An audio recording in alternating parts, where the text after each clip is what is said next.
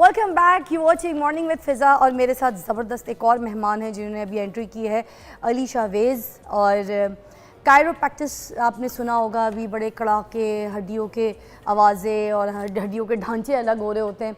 तो फिज़ियोथेरेपिस्ट भी हैं और बड़ा ट्रेंडिंग में जा रहा है आजकल। बहुत लोग इसको फॉलो कर रहे हैं, देख रहे हैं, बल्कि ऑथेंटिक जगह पता करने की लोग कोशिश कर रहे होते हैं कि जहाँ से ये सही काम हो रहा है वहाँ पे जाके अपनी हड्डियाँ जो हैं वो ठीक करवा लें। और बहुत सी ऐसी आवाज़ें आती हैं जब आपको ये कायरोप्रैक्टिस करवाते हैं और उसके बाद ना तो आप एकदम से रिलैक्स फील कर रहे होते हैं। और बहुत सी ऐसी जो है मैं कहती हूँ जो ट्रॉमा आपको स्ट्रेस होता है शोल्डर्स पे, तो वो सारा कुछ एकदम से आपको रिलीव करवा देते हैं। तो इसकी क्या प्रैक्टिस है, ये कैसे होता है, ये किस तरह से करवाया जाता है, ये कौन लोग हैं, क्या ये सही है या गलत है, हमें इसको फॉलो करना चाहिए, हमें करवाना चाहिए, और क्या ये सब कुछ सिर्फ ये ट्रेंडिंग को देख के हम इसके पीछे भाग रहे हैं, इन सब को जानने के लिए इसलिए हमने यहाँ पर अली शाहवेज़ को बुलाया। अस्सलाम वालेकुम अली। वालेकुम अस्सलाम। क्या हाल है? जी अल्लाह का शुक्र। अली, ये सारा हड्डियों का मामला है, सबसे पहले तो हमें ये समझा दीजिए व्हाट इज़ कायरोप्रैक्टिस।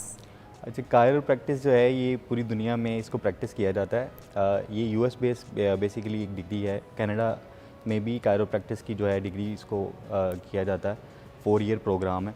पाकिस्तान में जो है कायरोप्रैक्टिस यहाँ जो इसकी मेल प्रैक्टिस एक तरह से की जाती है। जो फिजियोथेरेपिस्ट हैं बेसिकली ये लोग इसको स्पाइनल थर्स्ट मैनिपुलेशंस हैं, जिसको हम स्पाइनल थर्स्ट मैनिपुलेशंस कहते हैं, जो कि परफॉर्म करते हैं पेशेंट्स के ऊपर for general relaxation. It's not a way of treatment कह लें। फिजियोथेरेपी में और बहुत सारी ऐसी टेक्निक्स हैं जिसमें मैनुअल थेरेपी है और स्ट्रेचिंग एक्सरसाइजेज हैं, या एक एक्सरसाइज प्लान होता है पेशेंट के डायग्नोसिस के अकॉर्डिंग, किसको क्या प्रॉब्लम है, उसके प्रॉब्लम के अकॉर्डिंग उसको डायग्नोज किया जाता है और फिर उसकी जो ट्रीटमेंट जो है वो उसको प्लान करके उसको फॉलो किया जाता है। अच्छा, जरा के बारे में तो हमने सुना था, कोई हड्डी टूट जाए तो जरा वाले के पास अच्छा ढूंढते हैं कि कौन ऐसा जरा वाला बंदा है जो हड्डी बिठा दे, तो ये सब कुछ कर दे। इसके बारे में सुना था, वो भी इस तरह से कड़ाके पटाखे निकाल के अगर पैर की हड्डी या कहीं मोच आ जाए तो वो एकदम से ठीक कर रहे होते हैं, ये सब सुना था। ये जो एकदम से नई कायरोप्रैक्टिस वाली कहानियाँ है, इसके बारे में पहले रिसर्च नहीं थी ऐसे, मगर अभी पाकिस्तान में भी क्योंकि आ गया है तो बहुत ट्रेंडिंग में है। हर कोई जाता है तो फिर अपनी इंस्टा की एक रील बना के लगा रहा होता है और बहुत प्राउड फील कर रहा था। मुझे याद है जो HSY हैं, बड़े फेमस डिज़ाइनर हैं, वो भी कभी किसी टाइम पे गए थे मुल्क से बाहर, तो वहाँ जाकर ना उन्होंने सबसे पहले इसकी पूरी एक रील अपलोड की थी लोगों को दिखाने के लिए कि ये कायरोप्रैक्टिस है और ये मैंने करवाई है। और वाकई उन्होंने जो आवाज़ें थी दिखाई तो हम बड़े हैरान हो रहे थे कि यार इनको कितना सुकून मिल रहा होगा, ऐसी ऐसी जगह पे हमारे कड़ाके फंसे हुए थे। तो ये होते कड़ाके पूरे जिस्म में कहाँ कहाँ होते हैं जो फंसे हुए होते हैं और ये निकल रहे होते हैं बेसिकली विद द साउंड। जी, इस जॉइंट अलाइनमेंट्स में साउंड जो आते हैं ना, ये आपके जॉइंट्स के अंदर एक बेसिकली कह लें गैस होती है। अच्छा। कार्बन डाइऑक्साइड हो सकती है वो, और उसमें नाइट्रोजन और कार्बन डाइऑक्साइड, उसको जब हम क्लिक करते हैं ना, ओवर प्रेशर करते हैं, प्रेशर करने के बाद जब वो एक क्लिक साउंड आता है वो गैस रिलीज़ होती है बेसिकली जॉइंट से, जिसका एक बड़ा एक कह लें कि अमेजिंग सा इफेक्ट आपको महसूस होता है। और वो जो आवाज़ आती है आपके लिए बड़ा रिलैक्सिंग होती है वो चीज़।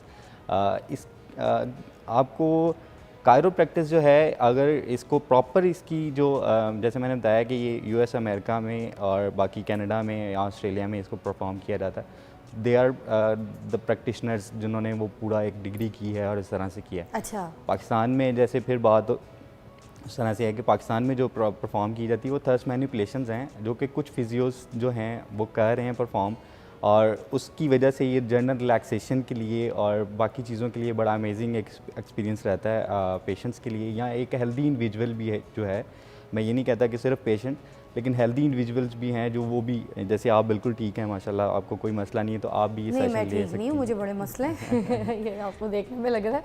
मैं तो नमाज बैठ के नहीं पढ़ सकती, मेरे इस घुटने का मसला है। इट्स बिन लाइक 1.5 साल 2 साल हो गए मुझे, मगर मेरे लेफ़्ट वाला घुटना जो है वो लॉक हो जाता है। इसकी मैंने काफ़ी फिजियो भी ली हुई है, इसकी काफ़ी मैंने ट्रीटमेंट करवाई है। इसका इवन मुझे तो किसी ने हजामा का बोला तो मैंने वो हजामा ट्रीटमेंट भी करवाई घुटने की, बट मेरा वो ठीक नहीं हुआ।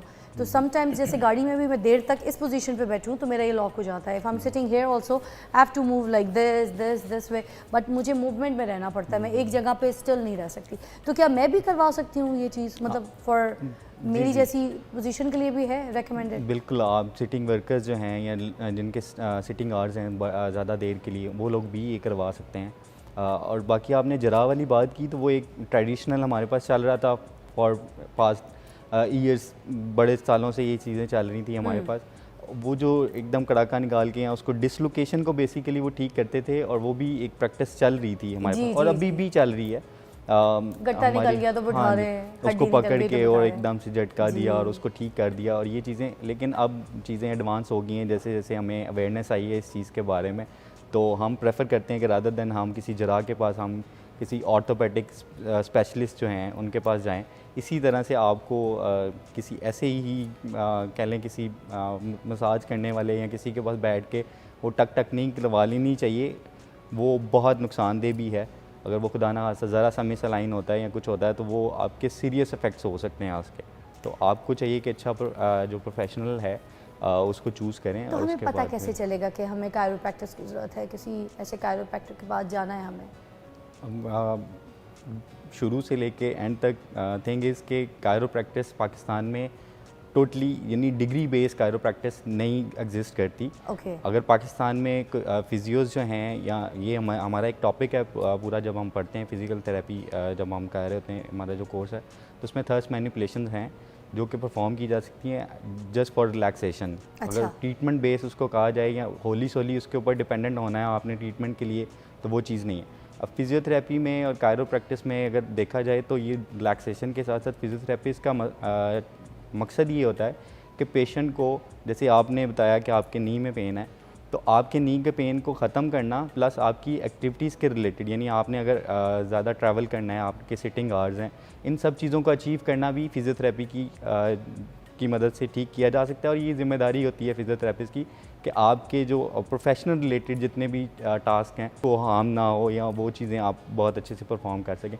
इस तरह की चीज़ें, ये फिर इस तरह से रीहैब प्रोग्राम में आता है ये सारी चीज़ें, अच्छा, जिसको एक हम और चीज़ ये, जैसे आजकल तो सोशल मीडिया का बहुत ज़्यादा दौर है, फिर हर कोई मोबाइल पे ही ड्रामे देख रहा होता है और इसी तरह सोशल मीडिया को स्क्रॉल कर रहा होता है, तो जो पोस्टर है वो ज़्यादातर इस तरह से होता है, तो जी। गर्दन में बहुत ज़्यादा तकलीफ, पेन, सारा स्ट्रेस इधर ही आ जाता जी, है। जी। तो इसके लिए किस तरह की रिलीफ है? मैंने कुछ वीडियोज़ में तो देखा था, बट आप ज़रा देखने वालों को बताएंगे तो इट विल बी हेल्प। अच्छा, पॉस्चर जो है आपकी ज़िंदगी में बड़ा अहम रोल अदा करता है। इसमें आपका सबसे पहले तो अगर आपका पॉस्चर ठीक है तो आप कॉन्फिडेंस में रहेंगे, आपकी जो ब्रीदिंग है वो इन्हांस होगी, आपको वेयर एंड टियर नहीं होगा। वेयर एंड टियर का जो आपके स्मॉल जॉइंट्स के ऊपर एवं ही प्रेशर पड़ रहा है ना, मैं कहूँ कि मैं गर्दन इस तरह से झुका के बैठा हूँ तो मेरी गर्दन के ऊपर जो वेट पड़ रहा है, उसकी मोबाइल यूज़ करते हैं हम, कुछ भी इस तरह से करते हैं, तो उसका वेट जो है वो तकरीबन दुगना हो जाता है जब हम इस तरह से यूज़ कर रहे हैं। तो अगर मैं इसको बिल्कुल सीधा रखूँगा, नेक को रिलैक्स कर रखूँगा, मेरी स्क्रीन जो है वो मेरे आई लेवल मगर पे एक और होगी। मसला है ना, हाथ को ऐसे करके मोबाइल को यूज़ करें तो फिर हाथ दुख जाते हैं। नहीं नहीं, उसके लिए भी तरीका है ना, आप हाथ को इस तरह से अलाइन कर सकते हैं। अच्छा। यूँ अपनी साइड टेबल चेयर के हाँ, ऊपर या इस इस तरह पोजीशन से। तक रख लें। हाँ जी, तो आप उसको इस तरह से यूज़ कर सकते हैं। जो लोग सिटिंग वर्कर्स हैं, डेस्क वर्कर्स हैं या लैपटॉप वर्कर्स हैं, उनको चाहिए कि वो अपनी स्क्रीन्स को अलाइन करें अपने आई एक लेवल कॉल भी पे। ज़रा साथ ले लेते हैं कि अगर किसी को कोई ऐसा मसला है और कायरोप्रैक्टिस की किसी को ज़रूरत है, why not we help them. अस्सलाम वालेकुम।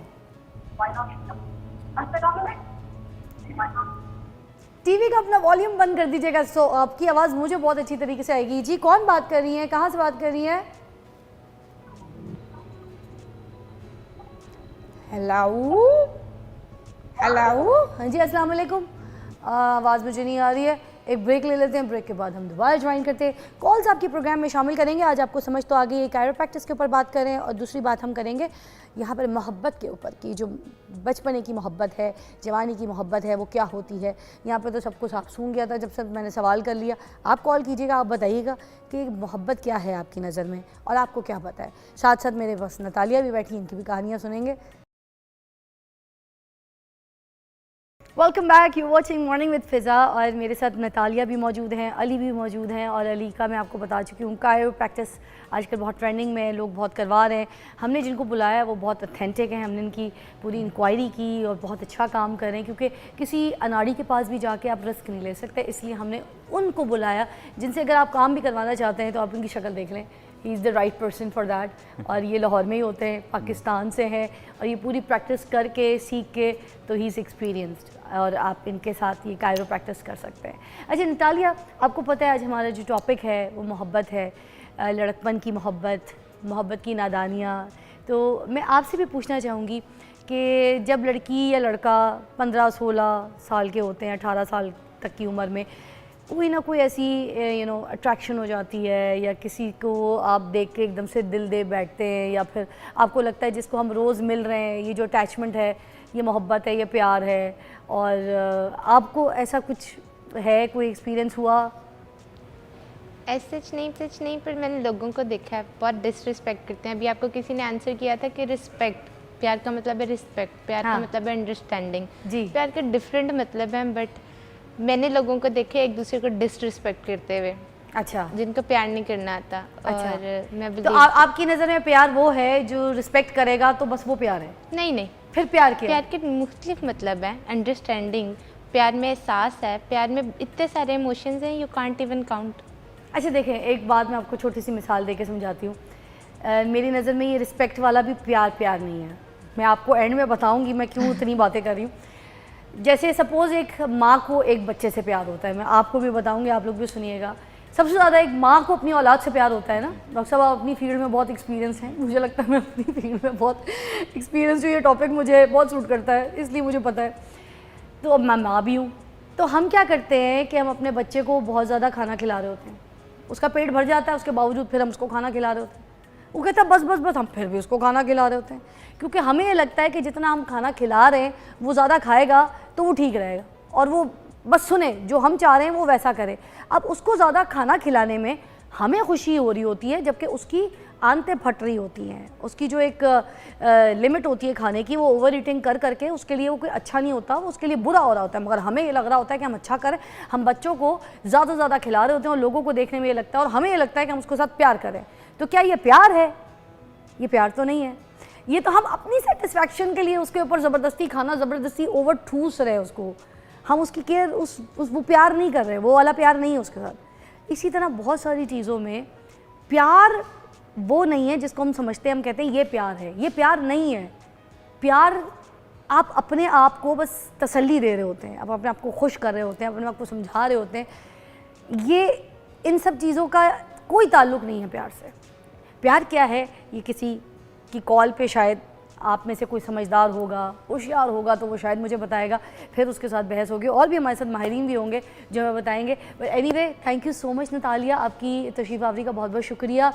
आप बहुत अच्छी हैं, आपकी पेरेंट्स की आपको सपोर्ट है, आप काम कर रही हैं, अपना फ्यूचर बना रही हैं। मगर एक छोटा सा सवाल मैंने जो आपसे ब्रेक में भी पूछा था कि अगर आपको कोई ऐसा रिश्ता आता है और वो ये कहता है कि आपको अपनी जॉब छोड़नी पड़ेगी, आपको ये सब छोड़ के मेरी ज़िंदगी में एंटर होना पड़ेगा, मेरे घर वाले और ये लोग बर्दाश्त नहीं करेंगे कि आप बाइक चलाएँ और ये करें और वो करें, तो क्या आप ऐसे लड़के से शादी करना पसंद करेंगी जो आप पे इस तरह की बाउंड्रीज़ लगा दे और आपके फ्यूचर को ख़त्म कर दे? जल्दी से जवाब दीजिएगा, फिर हम ब्रेक पे जाएंगे। नहीं, कभी भी नहीं करेंगे। और जाहिर सी बात है आपके पेरेंट्स भी अलाउ नहीं करेंगे। अभी आपने खुद ही कहा है कि अपनी सेटिस्फेक्शन को प्यार नहीं कहा जा सकता, तो ये तो उसकी ये तो सेटिस्फेक्शन वो है, मेरी प्यार सेटिस्फेक्शन नहीं है। आपको थोप रहा है ना, मतलब वो तो आपको ज़बरदस्ती कह रहा है कि भाई जैसा मैं कह रहा हूँ अगर तुमने वैसा नहीं किया, मतलब अपनी मलकियत बनाने की कोशिश कर रहा है। आप उसकी प्रॉपर्टी तो नहीं है।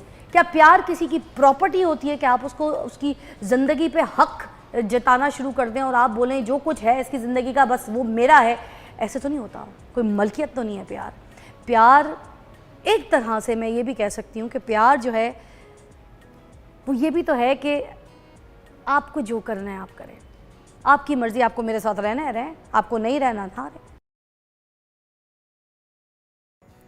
Welcome back, watching morning with Fiza. और अली, आपके लिए यहाँ पर हमने पेशेंट अरेंज किया है। ये जो आपकी कायरो प्रैक्टिस है, मैं चाहती हूँ जितने भी लोग हैं देख रहे हैं उनको हम एक्सपीरियंस करा सकें और बता सकें, दिखा सकें। अगर कोई माइक है हैंडी किसी के पास तो वो भी मुझे दे दें, ताकि जो आवाज़ है, साउंड, वो इजी, बल्कि आपकी कॉलर माइक पे क्लियर हो जाएगा। अली आए ना ज़रा यहाँ पर। ये हमारे मलिक साहब हैं, हमारे ऑफिस में होते हैं और हमारी टीम का हिस्सा है, और बहुत थके थके रहते हैं और कंधे जो हैं इनके झुक गए हैं जिम्मेदारियों की वजह से भी, तो उनको तकलीफ़ भी बहुत है। मलिक साहब, मैं बैठ रही हूँ पीछे हैं, मैं ज़रा आवाज़ें सुनूंगी, इंजॉय करूँगी। जितने आपके कड़ाके निकलेंगे मैं गिन गिन के आपको बताऊँगी कि कितने कड़ाके निकले। मगर आप यकीन कीजिए, डरे नहीं, घबराए नहीं। वैसे आपको कोई दिल का कोई तकलीफ़ तो नहीं है? पक्की बात है? कोई शुगर, ब्लड प्रेशर, कोई आखिरी ख्वाहिश? नहीं, ऐसे ही पूछा है, बता नहीं, दफ़ा करें। इस उम्र में बंदे की आखिरी ख्वाहिश ही कुछ और होती है। मलिक अंकल रेडी हो जाएं। जी जी। अच्छा, ये सिंपल सी सर्वाइकल मैनिपुलेशंस हैं इनकी, हाँ इसमें वो नहीं है कुछ में, और ये आप परफॉर्म खुद ना करें तो आई थिंक सो बेहतर होगा। ओके, घर में नोबडी इस शुड तरह से, परफॉर्म देयर ओन। हमारे ओके, पास एक अप्रोप्रिएट पोजीशन नहीं है, लेकिन मैं कोशिश करता हूँ कि इनको थोड़ा सा रिलैक्स अच्छा। करा दूँ। Easy relax, easy. वाओ, ठीक है। आप कितनी उंगलियां हैं? तक 4 ही चल रही है। अभी तक 4 ही चल रही है, इस्लाम में भी 4 जायज़ है। सही, ठीक है। टू गुड, मज़ा आया आपको है? और कहाँ दर्द है? दर्द तो बहुत है, लेकिन आप कभी कमर visit कमर का करें। दर्द आपको है? नहीं। एक करवा लें। नहीं है मगर करवा लें। शोल्डर वगैरह का होता है। फिर भी इस एज में थोड़ा कमर का भी हो जाता है प्रेशर। हाँ जी, उसके 30 लिए के वो बाद तो वैसे ही कमर में बहुत couch ज़्यादा चाहिए रहती है होगा। प्रॉब्लम है। हाँ जी, लेटना पड़ेगा। लेट जाएं, सीधा या उल्टा? नहीं ऐसे नहीं, वो प्रॉपर काउच उसके लिए काउच होगा, सारी है? चीज़ें। लाइए जी, काउच ला के दीजिएगा ज़रा। एक अच्छा सा काउच दे दीजिए, लाइए जी। तकिया भी साथ चाहिए? नहीं बस कुशन की जरूरत नहीं है, बस वो काउच वो दे दे। काउच दे दीजिए। मलिक साहब अपने लिए बिस्तरा बिछाइए। चले जी, आ जाएं। अच्छा, इसमें सिंपल सी मैं कुछ एक्सरसाइजेज हैं वो गाइड कर देता हूँ फॉर ऑल दोज पेशेंट जो कि सारा दिन बैठे रहते हैं। जैसे अभी भी आप बैठे हैं, तो पॉस्चर की अगर बात करें ना, तो थोड़ा सा आपने कोशिश करनी है यूँ सीधा होकर बैठना है, जिसमें आपके जो आपके कान हैं वो आपके शोल्डर के ऊपर अलाइन होने चाहिए, आपकी नेक बिल्कुल सीधी होनी चाहिए, और उसके बाद ये Okay. कमर जो है ना इसको स्ट्रेट रखना है इस तरह से। तो ये बैठने के कुछ तरीके हैं। अभी फ़िलहाल तो ये उस तरह से नहीं है तो उसको, लेकिन 1-2 एक्सरसाइजेज हैं जो कि आप अपनी कमर दर्द के लिए कर सकते हैं, जिसमें आपको कमर दर्द के रिलीफ होगा, या आप सारा दिन सिटिंग से आते हैं या आपने ड्राइव किया उस तरह से, तो आप ये 1-2 पोस्चर जिनको अडॉप्ट करके अपनी कमर को बिल्कुल ठीक रख सकते हैं, अपनी कमर की तो दर्द को आपने ठीक इनको कर जो सकते हैं। बताया पोस्टर एग्जैक्टली वो स्ट्रेट रख के बैठना है। वो जब बिल्कुल। ऐसे बैठेंगे तो नॉर्मली तकलीफ होगी। जी बिल्कुल, उसमें बैक की आपके भी पेन और शोल्डर का भी जी ज़्यादा आपके मसल जो हैं वो स्ट्रेन में जाएंगे, जिसकी वजह से अल्टीमेटली वो आपको एक थ्रेशोल्ड है, उस थ्रेशोल्ड के बाद वो आपको पेन करना शुरू ठीक कर देते है। हैं, जिसकी वजह से बड़े ज़्यादा फिर मसले मसाइल और इस तरह की चीज़ें जो हमें रोज़मर्रा ज़िंदगी में वो देखने को मिलती हैं। आप एक दफ़ा उल्टा होकर लेटे, मैं एक सिंपल सी कोबरा एक्सरसाइज है वो आपको बताता हूँ।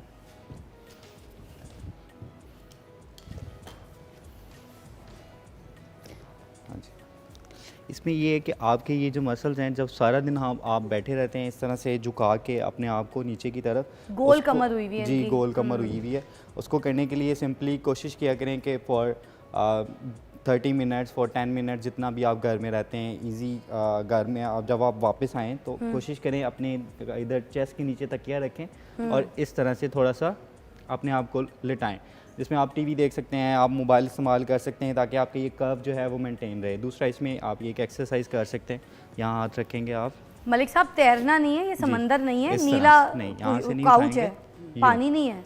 इस तरह से ये आप इसको होल्ड करें। मैं अक्सर अपने पेशेंट्स को कहता होता हूँ कि आप होल्ड करें और मुंह में कलमा शरीफ पढ़ लें या दुरूद शरीफ पढ़ लें, बीइंग मुस्लिम्स उसकी भी बरकत इंशाल्लाह होंगी। और बाकी ये है कि इस तरह से आप इसको 10 सेकंड्स के लिए होल्ड करें Okay. और डीप ब्रीथिंग करें, कोशिश करें जितना हो सकता है अपने मसल्स को रिलैक्स करने की कोशिश करें, उसके बाद छोड़ दें। इसको आप 10 से 15 दफ़ा जो है वो परफॉर्म कर सकते हैं एक टाइम में। इसको सुबह मॉर्निंग में नहीं, बेड जब आप उठते हैं तब भी करें, और रात को सोने से पहले भी आप इसको परफॉर्म करें, ताकि वैसे ही आप रहे मलिक साहब, 10 सेकंड्स नहीं हुए। हाँ, नहीं हुए चलें, जब डॉक्टर साहब कहेंगे। अच्छा जी, एनीवे आप इसी तरह इसी पोजीशन में रहिएगा, क्योंकि आपकी कमर का काफ़ी इशू है। डॉक्टर साहब ने कहा है कि 10 सेकंड से ऊपर भी जा सकते हैं। बाद ये है कि बहुत बहुत शुक्रिया, थैंक यू सो मच। ये एक अच्छी प्रैक्टिस है कायरोप्रैक्टिस, हम लोग को पता चली इसके बारे में, एक नई रिसर्च है। और इस तरह की चीज़ें अगर कभी आपको लगता है कि आपकी बॉडी में कोई ऐसे कड़ाके हैं, तो प्लीज़ जाके हेल्प लीजिए, मगर माहिरीन के साथ जो ऐसे प्रोफेशनल्स हैं। Will take a break, will be right back. Welcome back, you watching morning with Fiza और